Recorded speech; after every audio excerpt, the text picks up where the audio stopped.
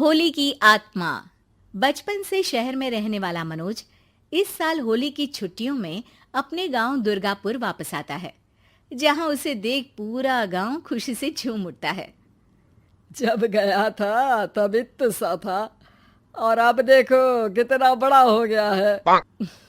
हाँ सरपंच जी, जब मैं गया था तब आप भी बहुत जवान थे और अब देखो कितने बूढ़े हो गए हैं आप। चलो चलो बढ़िया है। बच्चा घर वापस आ गया। इसी खुशी में आज रात पार्टी होगी। क्या बात है, गांव में भी पार्टियां होने लगी। वैसे अगर पार्टी की बात है तो आज क्यों सीधा होली पार्टी करते हैं। होली पार्टी की बात सुन चहल पहल में अचानक सन्नाटा छा जाता है, जिसे देख मनोज को कुछ अजीब लगता है, लेकिन तभी सरपंच बात पलट देता है। अब बहुत देर हो गई, चलो सब अपने घर चलो, पार्टी के बारे में कल सोचेंगे। मनोज भी मम्मी पापा के साथ घर आ जाता है, पर होली पार्टी और उस पर पूरे गांव की खामोशी वाली बात अभी तक उसके जहन से निकलती नहीं। पापा, होली पार्टी की बात पर सब चुप क्यों हो गए थे? अरे होगी उनकी कोई अपनी बात। मुझे गांव की पंचायती थोड़ी पता है। थक गया हूँ, चलो सो जाते हैं, कल बात करते हैं। पापा की बात मानते हुए मनोज भी सोने चला जाता है। आज तो छुपा लिया, लेकिन हफ्ते बाद जब होली का दिन आएगा तब इसे कैसे रोकोगे?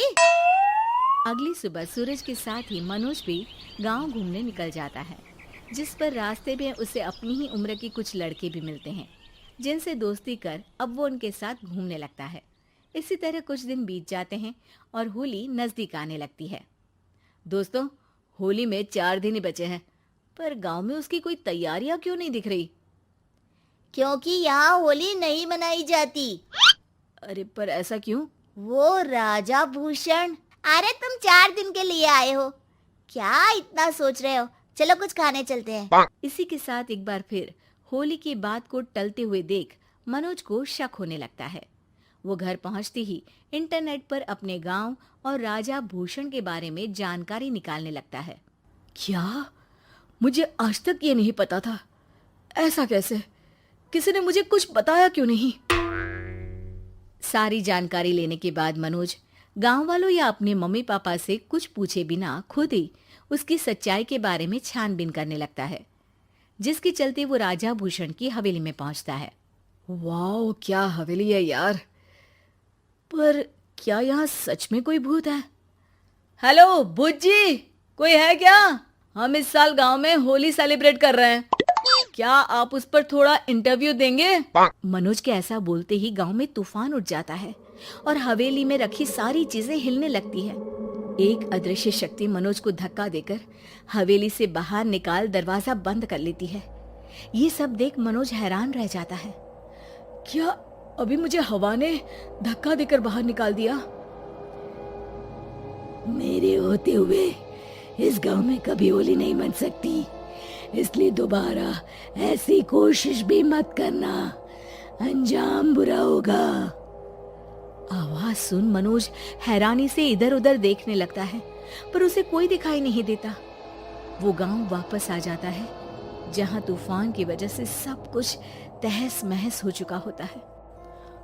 आखिर ये तूफान आया कैसे? ना ऐसा कोई मौसम था और ना ही हमने होली का त्योहार मनाने की बात की थी। सरपंच की बात पर कोई रिएक्शन दिए बिना मनोज चुपचाप अपने घर चला जाता है। इस तरह देखते ही देखते होली का दिन भी आ जाता है और मनोज रंग लेकर गांव में निकल जाता है, लेकिन गांव पूरी तरह खाली होता है। अरे त्योहार का दिन है, धूमधाम की जगह मातम क्यों मनाया हुआ है? मनोज की आवाज सुन सब अपने घर की खिड़कियां खोल के घर के अंदर से ही उसे वापस जाने के लिए कहने लगते हैं, पर वो किसी की नहीं सुनता। तुझे पहले भी समझाया था, अगर होली खेलने की कोशिश भी की तो अच्छा नहीं होगा। अरे बात मान लो बेटा, तुम्हें सच नहीं पता। मुझे सब पता है। सालों पहले इस राजा ने एक अंधविश्वास फैलाया और आप लोग आज तक उसे मानते आ रहे हो। अरे बेटा, जब तुम पैदा भी नहीं हुए थे उससे भी बहुत पहले से इस गांव पर होली का श्राप है। अगर गांव में होली का त्योहार मनाया जाता है तो प्रलय आना पक्की बात होती है। राजा भूषण इस सब में नहीं मानते थे और त्योहार मनाने लगे, जिसके चलते होली वाले ही दिन पहले उनके बेटे की और फिर उनकी मृत्यु हो गई। तभी से गांव की रक्षा के लिए उनकी आत्मा उस हवेली में रह रही है। सबकी बातें सुन मनोज उलझन में पड़ जाता है।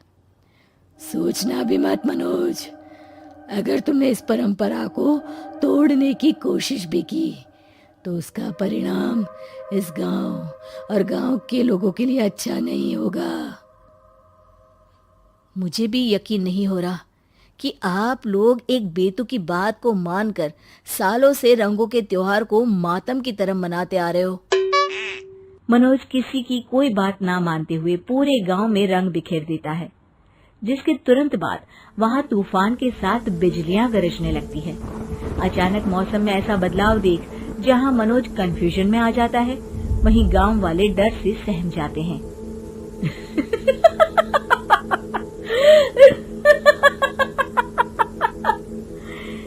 इस लड़के ने हमारे जैसे सिर्फ अपने स्वार्थ के लिए नहीं बल्कि पूरे गांव की खुशियों के लिए यहाँ होली मनाई है, जिस वजह से अब इस गांव पर होली का श्राप टूटता है।